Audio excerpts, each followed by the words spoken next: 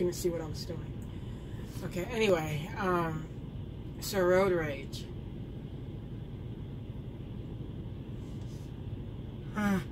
It makes you tired, for sure. Road rage makes you tired.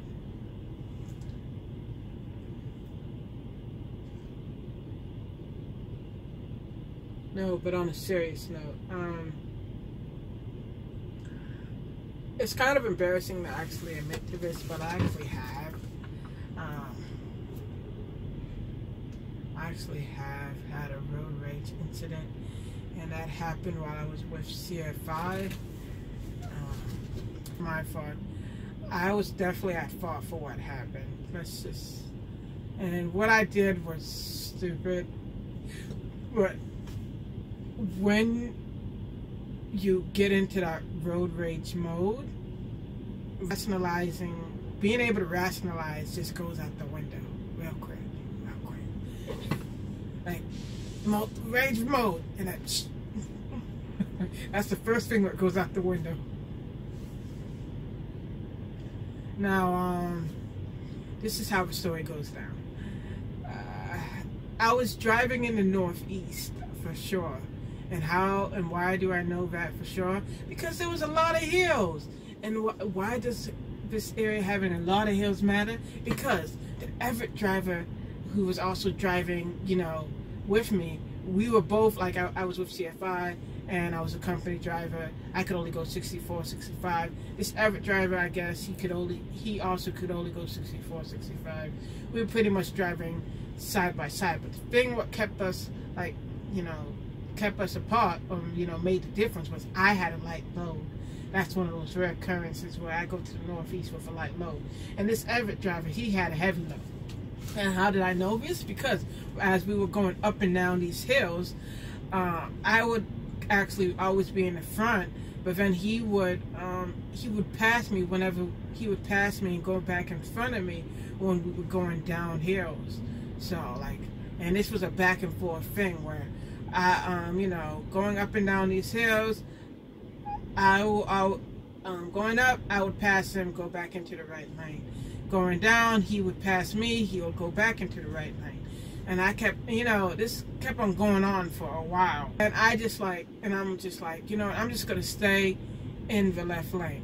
Keep in mind, I forgot to mention earlier, was that this happened while I was driving at night. There was really nobody on the road other than me and him. And sometimes an occasional car would come along. But that was really, we didn't really see any cars during this whole event. So, like I was saying, we kept, you know, I decided that enough is enough. I'm just going to stay in the left lane. My IDGAF mode was activated. And seriously, and that mode to me is where normally I'm a conscious driver where I'm going to be in the left lane if I'm not going fast enough.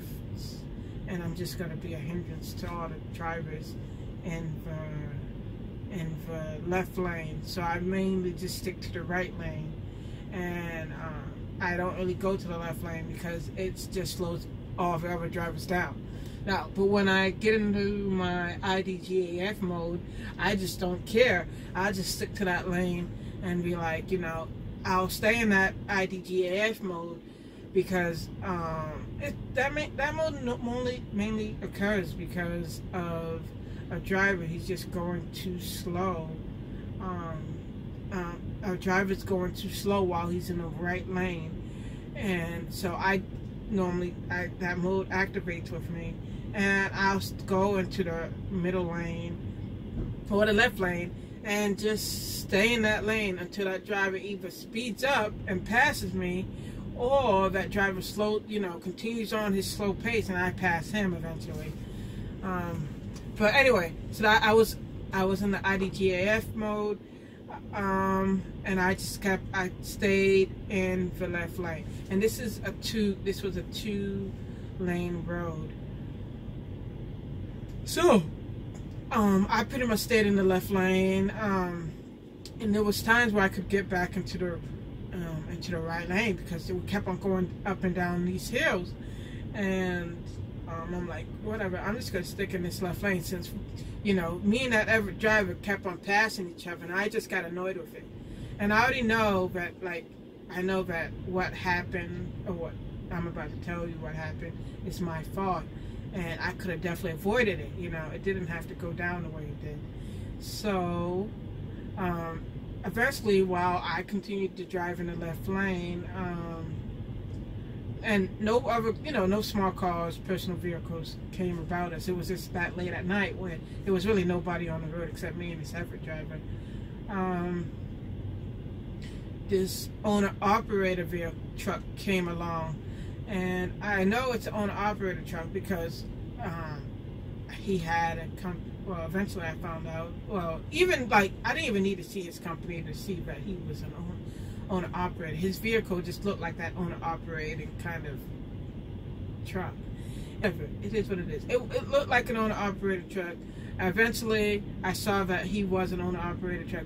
But the only reason I'm saying he was an owner-operator in a tan vehicle is because I'm just showing that, you know, normally owner-operated trucks aren't governed. So, like as I was saying, the owner-operator ended up, you know, behind me, trying, you know, and normally, as a conscientious driver, I tend to, once I see that somebody's behind me, I tend to go back to the right lane. But I was still in my IDGAF mode. So I'm like, oh well. And I continued to drive in the left lane. And Everett driver, seeing what was happening, you know, he kind of slowed down to get me to go back into the right lane. But I'm like, oh well, IDGAF mode, you know. But I didn't say that. But, you know, I'm just saying that that's the mode I was in. I'm like, no, I'm just going to stick in this lane. I don't care about it, you know. So eventually the Everett driver ended up slowing down even more so that the owner-operator could go into the right lane. He didn't really want to do, he didn't do that immediately, but, you know, he eventually, maybe like 4 minutes after seeing, but I still wasn't going to the right lane. He eventually went into the right lane. And he probably, when he went to the right lane, was trying to gain my attention, you know, when he was driving side by side with me. But I continued to ignore him and focus, you know, keeping my head and face, you know, full concentration on the road ahead of me. That's what a driver's supposed to do, right? Right? And I feel like knowing that's what a driver's supposed to do. But I know that, you know, this story is kind of embarrassing for me because, you know, I don't like letting my emotions control me. But when you get into that kind of road rage, I wasn't even in a road rage mode yet. You know, I was just annoyed with how, you know, we weren't getting anywhere.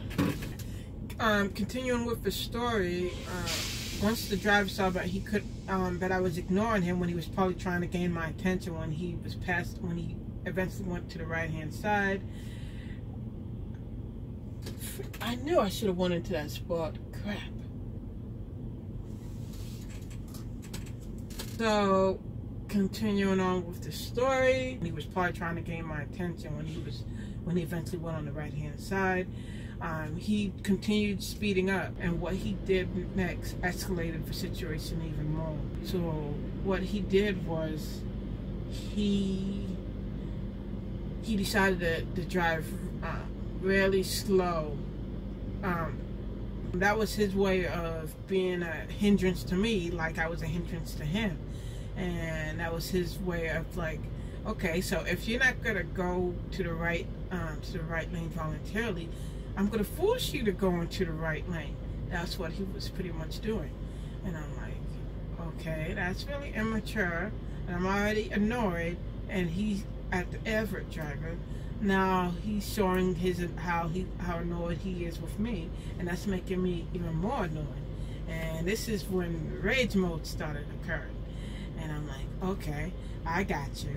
I let him continue to slow down, and then since I'm a light load, I sped up, went to the right, you know, went to the right lane, and then I went back into the left lane. Yeah, this happened at least twice, and I think he was gonna do it a third time.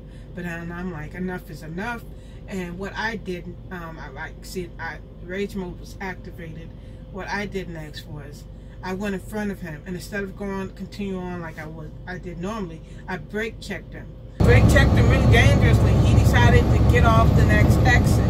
So the only thing I can advise someone doing before they get to that, I don't care, I'm not going to even think logically kind of anymore. All I feel is rage, is try to find ways to avoid that. I mean, I know, and I do get annoyed with drivers every now and then, both truck drivers and regular drivers. There's some really dumb stuff out there, not including my own, dumb events. It's just take the, always try to be the bigger person. Even though, I mean, I might as well have just, what I should have done was just continue doing what I was doing instead of just staying in the left lane, because what I did was wrong. And I get annoyed with drivers who go a certain speed knowing that those other two lanes are for passing and going fast. So what I did was just hypocritical when I always get annoyed with drivers doing what I did. So I should have just continued doing with that back and forth of me going up the hill and passing him because I'm a light load, and him going down the hill passing me because he's a heavy load. I understand that. I probably would have done the same thing if I was him. I just at the end of the day, I know that it was my fault, and that was my only road rage incident, and that's not something I'm proud of. I'm just trying to show and tell people that it's like road rage. Once you're in that mode, it's really hard to get out of it without somebody getting out of your equation, or hopefully nothing escalates to an even worse scenario. But yeah.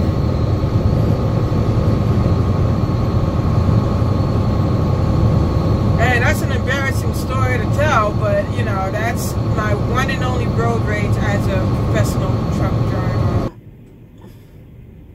Please leave your comments down below. I really enjoy reading them and replying back to them. Let me know. And also, if I noticed that with that, looking back at it, I never used my horn, city horn, or air horn during that whole thing. My hypothesis is that that I think that this is my hypothesis, is that I don't curse. I don't really curse at all. So I feel like life experience, since I don't really curse, I feel that people who probably, I don't curse and I don't use the horn or the air horn. My hypothesis is that people who tend to curse, they probably use their horn, truck horn and air horns a lot more often than people who don't curse.